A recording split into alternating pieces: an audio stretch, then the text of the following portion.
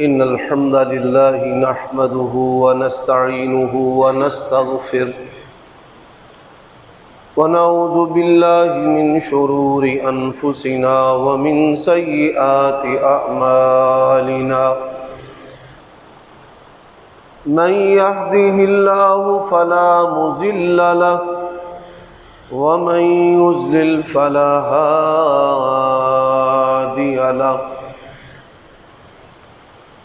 وأشهد أن لا إله إلا الله وحده لا شريك له وأشهد أن محمدًا عبده ورسوله أما بعد فإن خير الحديث كتاب الله وخير الهدي هدي محمد صلى الله عليه وآله وسلم وشر الأمور محدثاتها وكل محدثة بدعة وكل بدعة ضلالة وكل ضلالة في النار اللهم صل وسلم على نبينا محمد وبارك وسلم وصل عليه أعوذ بالله السميع العليم وبوجهه الكريم وسلطانه القديم من الشيطان الرجيم من همزه ونفخه ونفثه إن الذين يغضون أصواتهم عند رسول الله أولئك الذين امتحن الله قلوبهم للتقوى لهم مغفرة وأجر عظيم۔ عیوب اور نقائص سے منزہ و پاکیزہ تمام قسم کی حمد و ثنا اللہ وحدہ لا شریک لہ کے لیے، اور درود و سلام شفیع للمذنبین خاتم النبیین رسول کریم رؤوف الرحیم صلی اللہ علیہ وآلہ وسلم کی ذات اقدس پر۔ میرے بھائیوں، دوستو،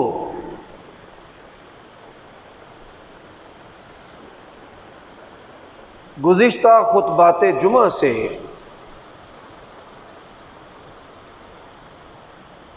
آپ اس موضوع پر کتاب و سنت کے دلائل سماعت فرما رہے ہیں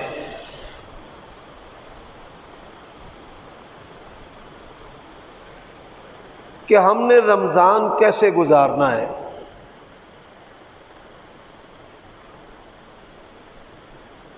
اور روزے جو کہ عظیم عبادت ہیں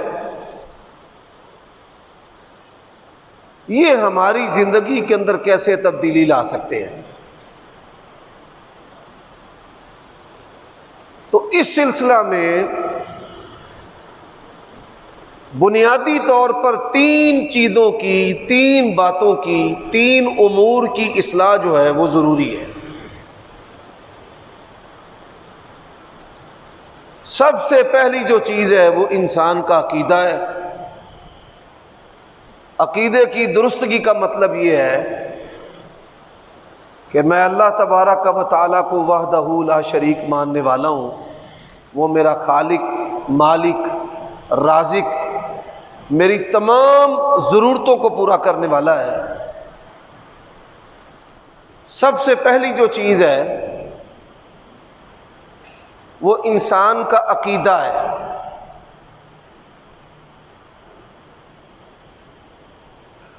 عقیدے کی جو درستگی ہے اس کا مطلب اور معنی یہ ہے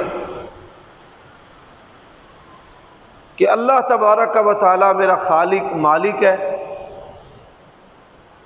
میری تمام ضرورتوں کو پورا کرنے والا ہے، اور میں نے زندگی اللہ تعالیٰ کے حکموں کے مطابق گزارنی ہے۔ اور دوسری بات کہ آپ صلی اللہ علیہ وآلہ وسلم میرے نبی، رسول، ہادی اور راہبر، اور میں نے نبی علیہ الصلوۃ والسلام کی سنت کے مطابق، سیرت کے مطابق زندگی بسر کرنی ہے۔ یہ ہے عقیدے کا مقصد۔ دوسری جو چیز ہے وہ عبادات ہے۔ عبادات جو ہیں وہ بھی انسان کی زندگی کو بہتر کرتی ہیں۔ نماز روزے کا ایک مقصد ہے۔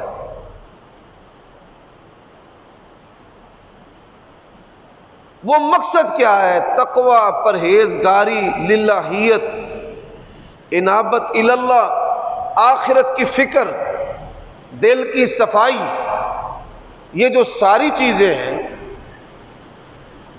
عبادات کا مقصد ہے۔ اب نتیجہ کیا ہے؟ نتیجہ ہے کہ انسان کی جو زندگی ہے، اس کی عادات ہیں، وہ بہترین ہو جائیں۔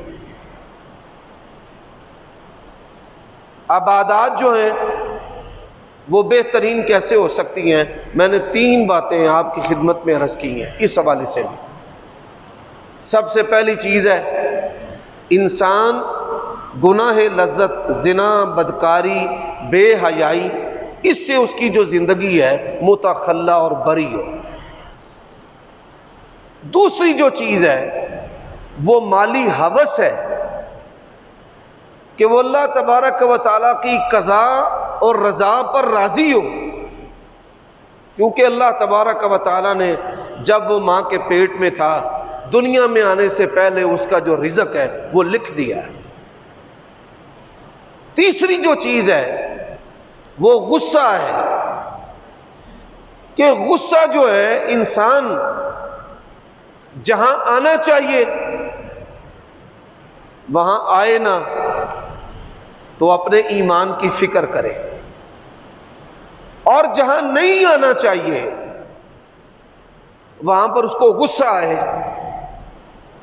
اور تیسری بات ہے کہ ایسا غصہ اس پر طاری نہ ہو کہ وہ آپے سے باہر ہو جائے، اس کی عقل زائل ہو جائے، یا وہ گالیاں دینا شروع کر دے، جھگڑنا شروع کر دے، مارنا شروع کر دے۔ ایسا غصہ بھی انسان کو نہیں آنا چاہیے۔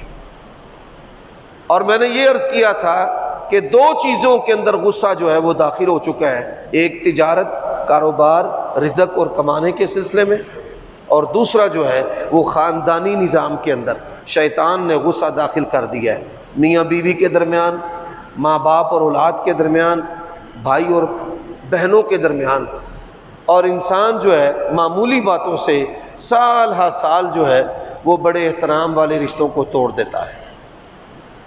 آج کے خطبہ جمعہ میں 3 اور عادات کی نشاندہی کرنا چاہتا ہوں کہ جن کے بغیر انسان کبھی بھی متقی پرہیزگار نہیں بن سکتا۔ اگر وہ 3 چیزیں انسان کی طبیعت پر غالب ہیں تو یہ سمجھ لیں کہ اللہ تبارک و تعالیٰ کے ساتھ اس کی دوستی نہیں ہو سکتی، عبادات کا جو لطف و مزہ ہے وہ حاصل نہیں کر سکتا۔ وہ چوتھی چیز کون سی ہے؟ وہ چوتھی چیز ہے تکبر۔ تکبر کا کیا معنی ہے؟ تکبر کا معنی ہے حق کو قبول نہ کرنا۔ یہ معنی نبی علیہ الصلوۃ والسلام نے خود بیان کیا ہے۔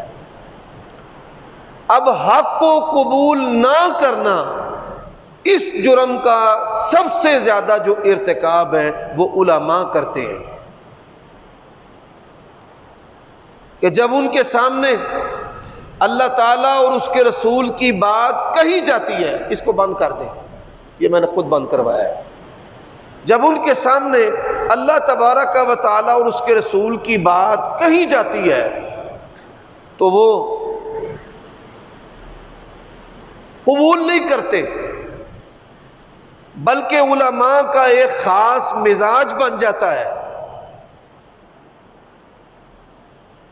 وہ مزاج کیا ہے کہ آپ ان کی تقریریں سنیں اور کہیں جی ماشاءاللہ کیا بات ہے، کتنا بڑا عالم ہے، یہ بہت بڑا علامہ ہے، فہامہ ہے، شیخ الحدیث و تفسیر ہے، حضرت العلام ہے، یہ مناظر اسلام ہے، یعنی واوا اور شاوا جو ہے وہ اس کو پسند کرتا ہے، یہ تکبر کی علامت ہے۔ اور اس سلسلہ میں بڑی ساری جو قباحتیں ہیں وہ جنم لے چکی ہیں۔ اگر کسی عالم دین کے نام کے ساتھ القابات نہ لکھے جائیں وہ ناراض ہو جاتا ہے کہ لوگوں نے میری عزت نہیں کی، میری قدر نہیں کی۔ اگر اس کا نام اوپر سے نیچے والی لائن میں لکھ دیا جائے وہ پھر بھی بگڑ جاتا ہے کہ میرا جو نام ہے دوسری لائن میں لکھا ہے۔ اگر اس کا نام چھوٹا لکھ دیا جائے تو حضرت یہ سمجھتے ہیں کہ میرا جو مقام اور مرتبہ ہے وہ گھٹا دیا گیا ہے۔ اور اگر ان کا نام اشتہار میں نہ لکھا جائے اور ان کو دعوت دی جائے، یقین جانیے ایسی کئی مثالیں میری موجودگی میں ہوئی ہیں کہ ایک حضرت کا نام بغیر القاب کے لیا گیا ہے تو وہ اٹھنا ہی پسند نہیں کرتے جب تک کوئی اور شخص آگے بڑھ کر مائک نہ تھامے اور واوا شاوا نہ کہے اور ان کے لقب نہ بولے، اوصاف نہ بولے۔ اب سنیے، ایسے بندے کے بارے میں نبی علیہ الصلوۃ والسلام نے اس کے انجام سے ہمیں خبردار کر دیا ہے۔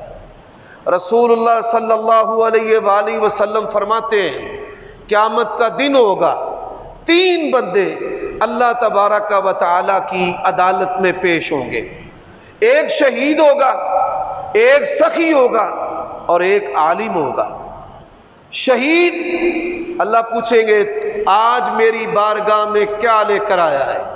وہ کہے گا کہ اے اللہ میں لڑا تیرے لیے، اتنا لڑا کہ میں شہید ہو گیا، میں نے اپنی جان کی قربانی بھی دے دی ہے۔ آپ دیکھیں اشتہارات کو دیکھا کریں، اس کے اوپر لکھا ہوتا ہے غازی افغانستان، غازی کشمیر، غازی فلاں اور یہ اور وہ۔ اللہ تبارک و تعالیٰ اسے کہیں گے، نبی علیہ الصلوۃ والسلام نے فرمایا قیامت کا دن ہوگا، اللہ اور بندے کے درمیان کوئی واسطہ حائل نہیں ہوگا، اللہ اور بندے کے درمیان کوئی ترجمان بھی نہیں ہوگا، اللہ اور بندے کی خود بات ہوگی اور اللہ تبارک و تعالیٰ اس سے پوچھے گا کیا لے کر آیا ہے؟ وہ کہے گا میں نے جان کا نذرانہ تیرے لیے پیش کیا ہے۔ اللہ فرمائیں گے تو جھوٹ بولتا ہے، تو یہ چاہتا تھا کہ دنیا مجھے اپریشیٹ کرے، میرا نام مشہور ہو، میری جے کار کرے، میرے مارکوں کا تذکرہ ہو کہ میں نے ادھر لڑا اور میں نے ادھر لڑا اور میں نے بڑی محنت کی ہے۔ جو تو چاہتا تھا تجھے دنیا میں مل گیا ہے، آج میری بارگاہ میں تیرے لیے کچھ نہیں ہے۔ اسی طرح ایک سخی ہے، یہ جو مال ہے، یہ مال بھی بہت بڑا فتنہ ہے، یہ انسان کے اندر تکبر پیدا کرتا ہے۔ صحابہ کرام نے کہا تھا یا رسول اللہ صلی اللہ علیہ وسلم مال ہے، ہم تو چاہتے ہیں کہ کپڑے اچھے ہوں، جوتا اچھا ہو، انسان جو ہے وہ اچھی زندگی گزارے، صاف ستھری زندگی گزارے، تو یہ تکبر نہیں ہے۔ ایک بندے کو نبی علیہ السلام نے بڑی بری حالت میں دیکھا، میلی کچیلی حالت میں۔ آپ صلی اللہ علیہ وسلم نے فرمایا کہ اللہ تعالیٰ نے تجھے مال دیا ہے؟ اس نے کہا جی ہاں یا رسول اللہ دیا ہے، اور بڑی قسموں کا اللہ تعالیٰ نے مجھے مال دیا ہے۔ فرمایا اگر اللہ تبارک و تعالیٰ نے تجھے مال دیا ہے تو یہ جو مال ہے اس کے آثار اپنے جسم کے اوپر بھی دکھاؤ، کہ اپنے جسم پر اس کے آثار جو ہے وہ تمہیں دکھانے چاہیے۔ تو میرے بھائیوں اور دوستوں، صاف ستھرے کپڑے پہننا، اچھا لباس پہننا یہ تکبر نہیں ہے۔ تکبر کیا ہے کہ لوگوں کو اپنے سے حقیر سمجھنا، کہ آپ نے اچھا لباس پہنا ہے تو آپ ماڑے لباس والے، کمزور لباس والے کے ساتھ نہ بیٹھے اور اس کو حقیر سمجھیں۔ حضرات اس کا علاج کیا ہے؟ حکیم الامت رسول اللہ صلی اللہ علیہ وسلم نے اس کا علاج بتایا ہے۔ فرمایا دنیا میں اپنے سے نیچے دیکھو اور دین میں سے اپنے سے اوپر دیکھو۔ اللہ نے اگر گاڑی دی ہے موٹر سائیکل والے کو دیکھے، موٹر سائیکل دیا ہے تو اللہ تعالیٰ سائیکل والے کو دیکھنے کی توفیق دے، اور اگر اللہ نے سائیکل دیا ہے تو دیکھے جس کے پاس سائیکل نہیں ہے اور وہ پیدل چلتا ہے، اور اللہ تعالیٰ نے جس کو صحیح سلامتی والی ٹانگیں دی ہیں اور وہ چل سکتا ہے، وہ دیکھے ایسے بندے کو جو اپاہج ہے، مریض ہے، ٹانگوں سے معذور ہے۔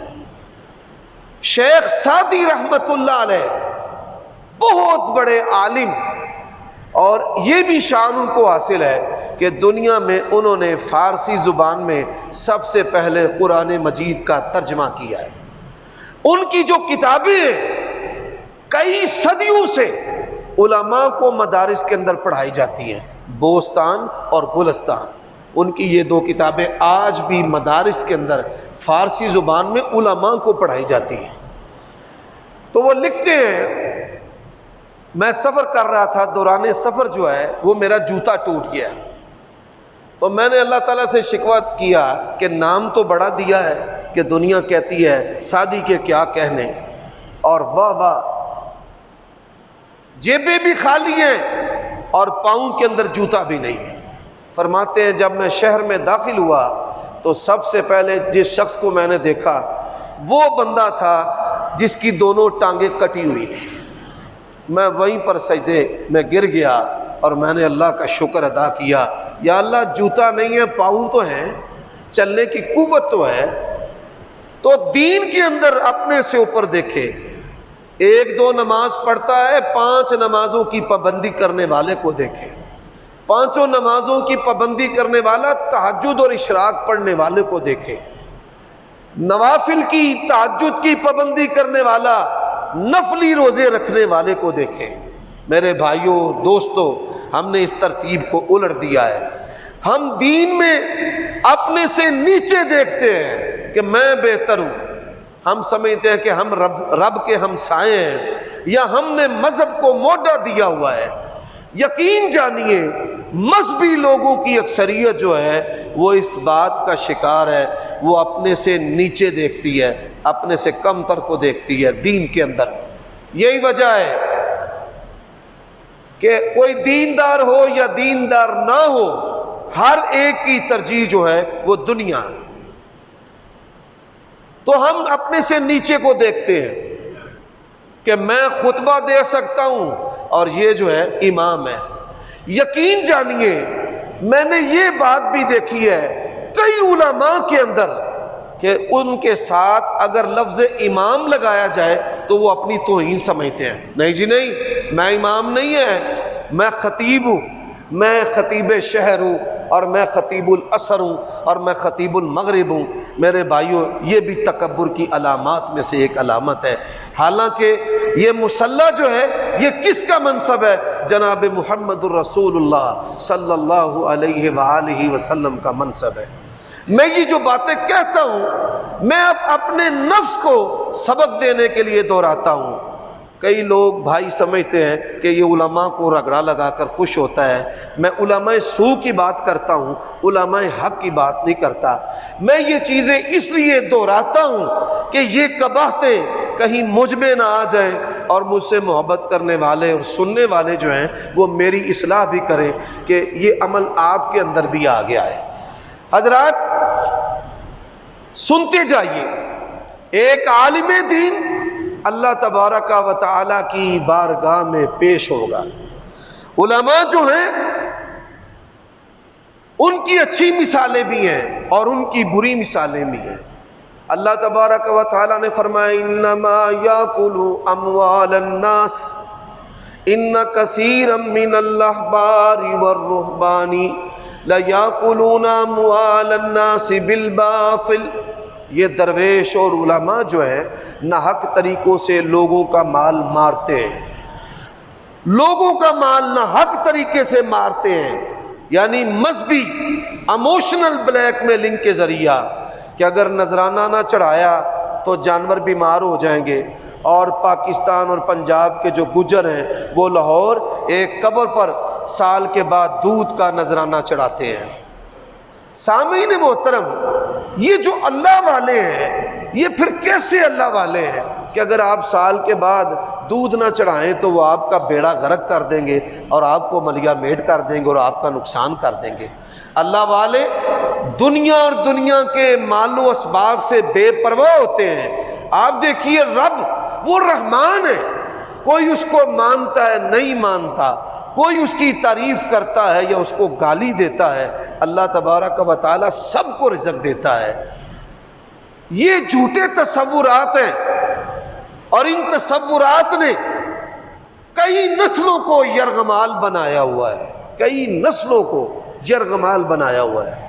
حضرات عالم دین فرمائے انما یخشی اللہ من عبادہ العلماء، اللہ تبارک و تعالیٰ سے ڈرنے والے بھی علماء، یعنی اللہ سے دور کرنے والے بھی علماء اور اللہ تعالیٰ سے ڈرنے والے بھی علماء۔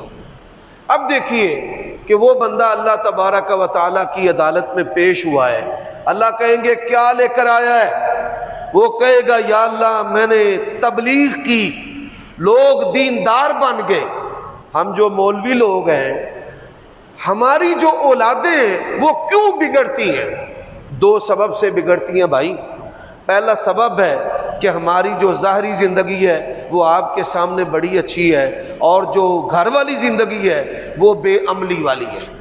ہماری مسجد کے اندر قاری صاحب تھے تو وہ مجھے کہنے لگے، بلکہ پوری انتظامیہ کو کہنے لگے کہ ہمارے کنوں کے باغات ہیں تو آپ آئیں نا کنوں کے موسم میں اور ہم آپ کو کنوں کھلائیں اور سیر و تفریح کروائیں۔ ساری انتظامیہ چلی گئی، میں بھی چلا گیا۔ جب ہم ان کے گھر گئے تو ان کے والد جو ہیں وہ باشرہ درویش باریش سفید داڑھی والے بزرگ، وہ ہم سے کہنے لگے کہ قاری صاحب ایک ہفتے کی چھٹی لے کر گھر آتے ہیں تو کیا ایک ہفتے کی نمازیں ایڈوانس آپ کے پاس ہی پڑھ لیتے ہیں؟ یہ پورا ہفتہ گھر میں رہنے کے باوجود ہے انہوں نے کبھی یہاں پہ نماز چکھی بھی نہیں۔ اور جو گاؤں کے لوگ ہیں وہ مجھے باتیں کرتے ہیں کہ چنگا تیرا پتر حافظ تے عالم ہے، پینڈ ہوندا تے ایک نماز بھی نہیں پڑھتا۔ اب یہ ہے کہ ظاہری اور جو گھریلو زندگی ہے اس کے اندر فرق ہے۔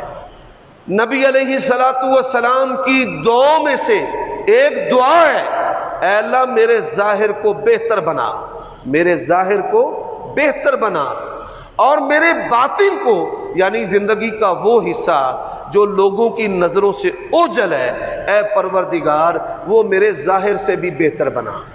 انسان بعض گناہ ایسے کرتا ہے اس کی زندگی اس کے دوستوں سے اوجھل ہوتی ہے تو گناہ کرتا ہے، بعض گناہ ایسے کرتا ہے اس کی زندگی اس کے بچوں سے بیٹوں اور بیٹیوں سے اوجھل ہوتی ہے، اور بعض گناہ ایسے کرتا ہے کہ اس کی جو زندگی ہے اس کی بیوی سے بھی اوجھل ہوتی ہے، اور وہ ایسے گناہ کرتا ہے جو اپنی بیوی سے چھپاتا ہے۔ میرے بھائیوں، اللہ تبارک و تعالیٰ کو کیا پسند ہے؟ میرے بندے کی جو ظاہری زندگی ہے وہ بہتر ہو۔ جب یہ اپنے دوستوں سے رشتہ داروں سے الگ ہو تو اس کی دوستی مجھ سے اور بہتر ہو، جب یہ اپنے بچوں سے الگ ہو تو اس کی دوستی مجھ سے اور بہتر ہو۔ نبی علیہ السلام نے فرمایا اللہ تبارک و تعالیٰ اس میاں بیوی پر مسکراتا ہے۔ اب دیکھیں میاں بیوی کی زندگی ہے، اس میں اولاد نہیں ہے، خامد اپنی بیوی کو اٹھاتا ہے، اٹھ نماز فجر ادا کر، وہ نہیں اٹھتی تو پانی کے چھینٹے مارتا ہے۔ اسی طرح مرد تھکا ہوا سو گیا تو بیوی کہتی ہے اٹھ اللہ کے بندے فجر کی نماز ادا کر، جب وہ نہیں اٹھتا تو اس کی بیوی پانی کے چھینٹے مار کر اس کو بیدار کرتی ہے۔ فرمایا اللہ تبارک و تعالیٰ جو ہے ان دونوں میاں بیوی کی زندگی پہ مسکراتا ہے۔ میرے بھائیوں دوستو، زندگی میں ایسے اوقات بھی ہیں کہ انسان اپنی بیوی سے بھی الگ ہوتا ہے۔ اعتکاف ہے کہ پروردگار دنیا کا دستور ہے کوئی برے سے برا، ظالم سے ظالم، سخت سے سخت بندہ بھی ہو اس کے دروازے پر انسان جا کر بیٹھ جائے، بتھلا مار لے اور کہے کہ میں نے تب تک نہیں اٹھنا جب تک تو نے مجھے معاف نہیں کرنا۔ اللہ تو رب ہے، تو خالق ہے، میں دوستوں کو، رشتہ داروں کو، تجارت کو، اللہ میں نے اپنی اولاد کو، اپنی بیوی کو بھی چھوڑ دیا ہے، تو ہے اور میں ہوں۔ یہ اعتکاف کی عبادت کا مقصد ہے۔ اس مقصد کے مطابق ایک بندے کو بھی اعتکاف نصیب نہیں ہوتا، بلکہ ہم نے اعتکاف کا حلیہ اور شکل ہی بگاڑ کے رکھ دی ہے۔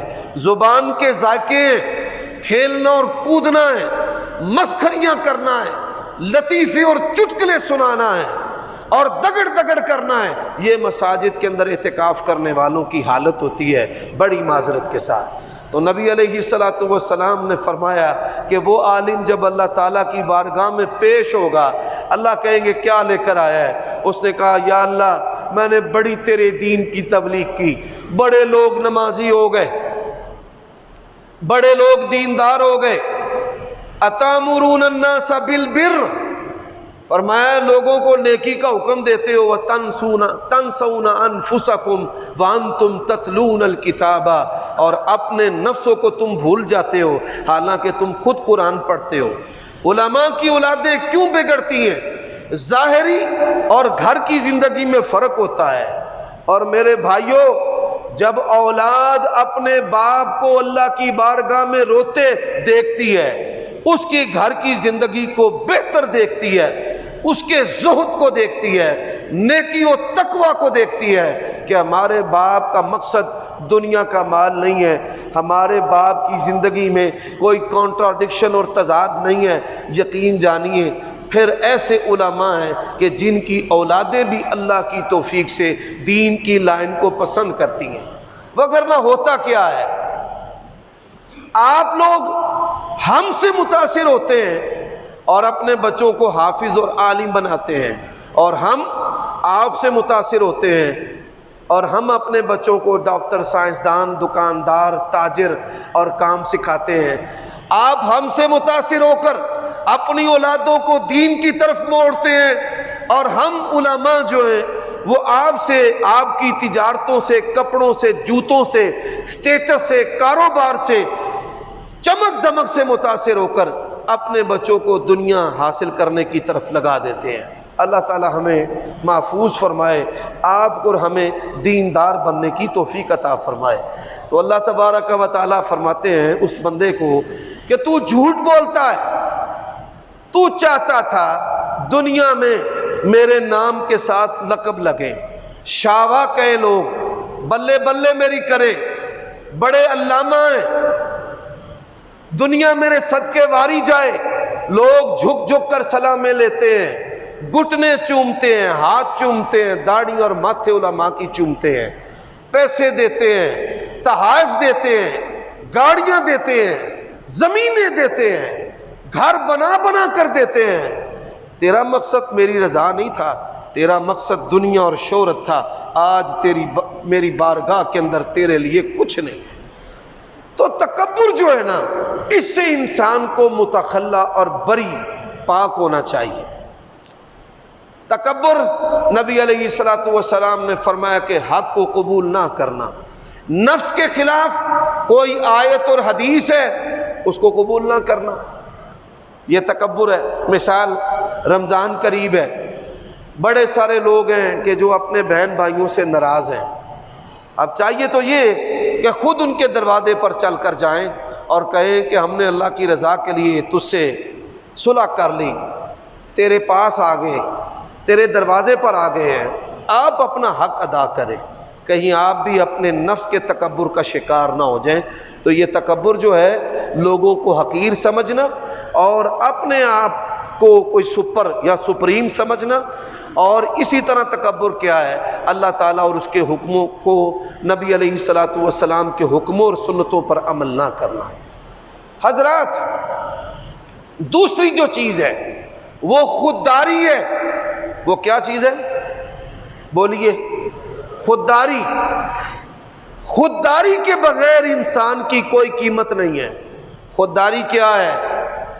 لا تسأل الناس ولک الجنہ، لوگوں سے سوال نہیں کرنا۔ اللہ کے نبی نے فرمایا ضرورت کے باوجود جو لوگوں سے سوال نہیں کرتا، اللہ تعالیٰ اس عمل اور اس صبر کے بدلے بھی اس کو جنت عطا کرتا ہے۔ خودداری کیا ہے؟ ادھار نہیں لینا، خواہشات کے لیے دنیا مرتی ہے، خواہشات کے لیے، زیب و زینت کے لیے، خواہشات کے لیے۔ یہ ہمارے شہر کے اندر مختلف الیکٹرانکس کی دکانیں ہیں، کوئی کسی نام سے، کوئی کسی نام سے۔ یہ قسطوں پر چیزوں کو بیچتے ہیں، سود کی شرطوں کے ساتھ، اور وہ جو اشیاء ہیں وہ ضروریات زندگی کی نہیں ہیں، وہ فریج ہے، وہ LCD ہے، وہ اوون ہے، یعنی وہ دنیا کی چیزیں، وہ چمک ہے، اور اس چمک کے حصول کے لیے لوگ سود پر ان چیزوں کو خرید لیتے ہیں، اور پھر سود در سود وہ پھنسے رہتے ہیں۔ تو یہ جو چیزیں ہیں یہ بھی تقوی کے منافی ہیں۔ حضرات، جس بندے کے اندر بھی یہ مرض ہوگا، آپ دیکھیں کہ لوگ لاکھوں روپے قرض اٹھا کر صرف اپنی خواہشات کو پورا کرتے ہیں۔ اچھے موبائل خواہشات ہیں، مقروض ہے بلا ضرورت قیمتی مہنگے موبائل رکھنا، اللہ تبارک و تعالیٰ بھی مدد نہیں کرتا۔ کئی مقروض ہیں جو علماء سے بھی کہتے ہیں جی ہمارے حق میں دعائیں کریں، اللہ تعالیٰ جو ہے وہ قرض اتار دے۔ وہ سادہ رہائش میں بھی رہ سکتے ہیں، رہنا بھی کرائے پر ہے، اور رہنا بھی وابدہ ٹاؤن اور سٹی ہاؤسنگ اور کینال ویو میں ہے، لاکھوں روپے میں کرائے دینے ہیں۔ اللہ تبارک و تعالیٰ جو ہے وہ کیسے تمہاری حالت کو بدلے گا؟ اسی طرح بال بال قرضے تلے ہیں، اور بڑی شاہانہ زندگی گاڑیوں میں بسر کرنی ہے، اور ایک دو نہیں کئی گاڑیاں ہیں جن میں وہ زندگی بسر کرتے ہیں۔ میرے بھائیوں دوستو، نبی علیہ الصلوۃ والسلام نے فرمایا من یستغنی یغنیہ اللہ، جو بندہ مخلوق سے بے پرواہ رہنا چاہتا ہے نا، مخلوق سے بے پرواہ رہنا چاہتا ہے، پھر اللہ تعالیٰ اس کو مخلوق سے بے پرواہ رکھتا ہے۔ کام بڑا مشکل ہے، اللہ کی توفیق کے ساتھ کوئی مشکل نہیں کہ آپ دنیا کی خواہشات اور دنیا کی ضروریات کے لیے مخلوق کے سامنے ہاتھ نہ پھیلائیں۔ رسول اللہ صلی اللہ علیہ وسلم کا فرمان ہے کہ جو مالداری ہے، تمنگری ہے، وہ زیادہ مال کی وجہ سے نہیں ہوتی۔ لیس الغنا من کثرت الارض، بہت زیادہ آپ کے پاس مال ہے تو آپ مالدار ہیں، نہیں۔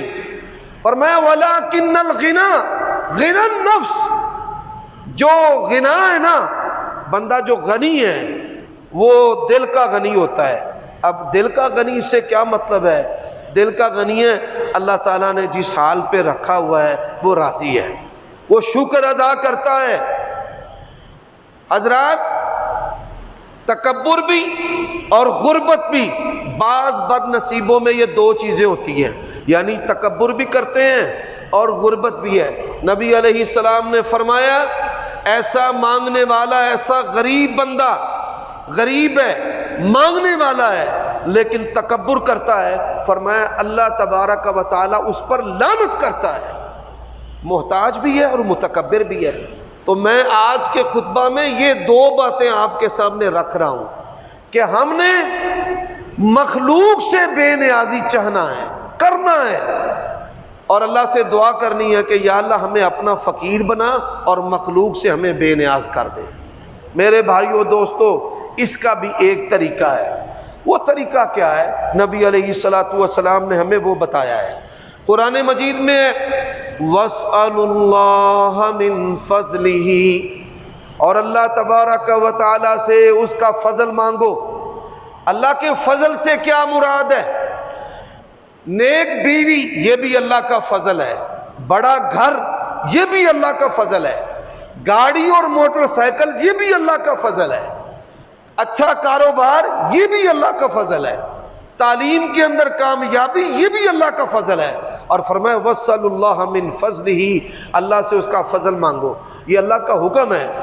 اور پھر اللہ تبارک و تعالیٰ نے یہ بھی فرمایا ہے وَابْتَغُوا مَا كَتَبَ اللَّهُ لَكُمْ، اللہ نے جو تمہارے لیے لکھا ہے اس کو تلاش کرو۔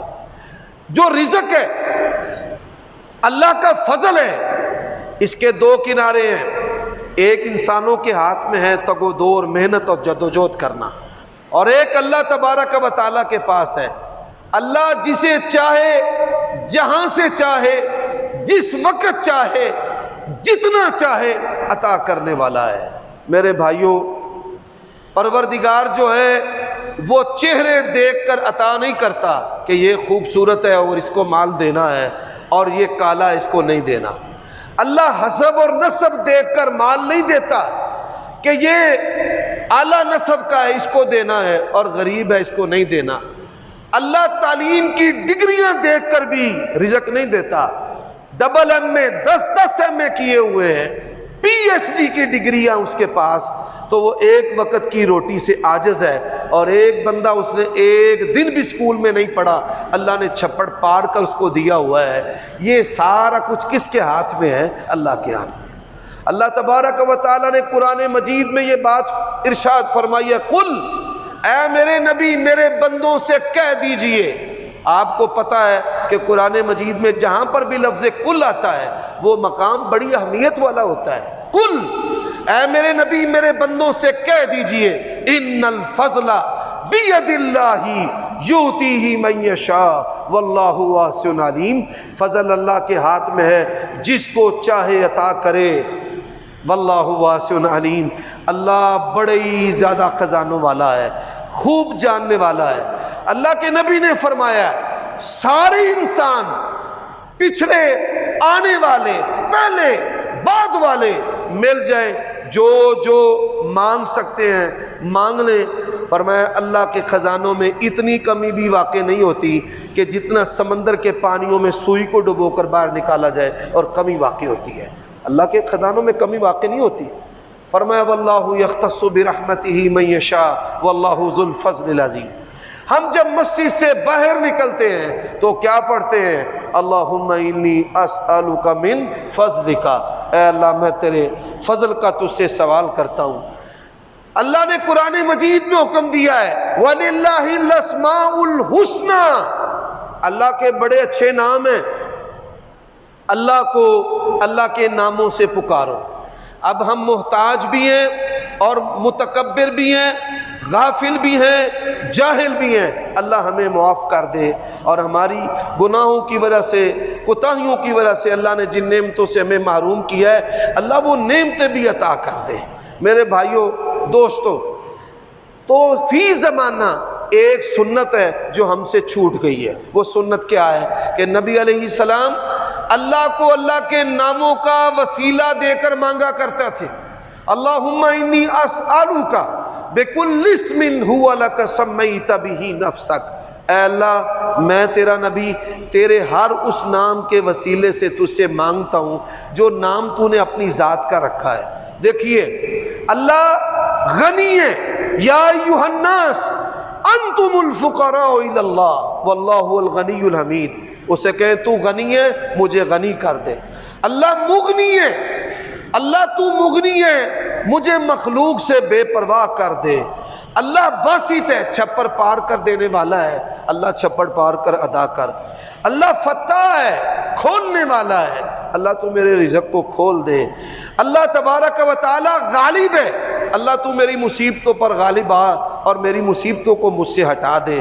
اللہ تبارک و تعالی ذو الفضل العظیم ہے، ذو الفضل العظیم ہے، اللہ تو ذو الفضل العظیم ہے، اپنے فضل سے مجھے غنی کر دے۔ تو اللہ فتاح ہے، اللہ نافع ہے، اللہ موتی ہے، اللہ رزاق ہے، اللہ باسط ہے، اللہ قاہر ہے، اللہ غالب ہے۔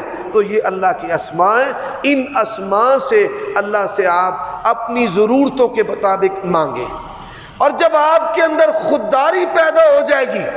ایک صحابی تھے، اللہ کے نبی نے فرمایا مخلوق سے نہیں مانگنا۔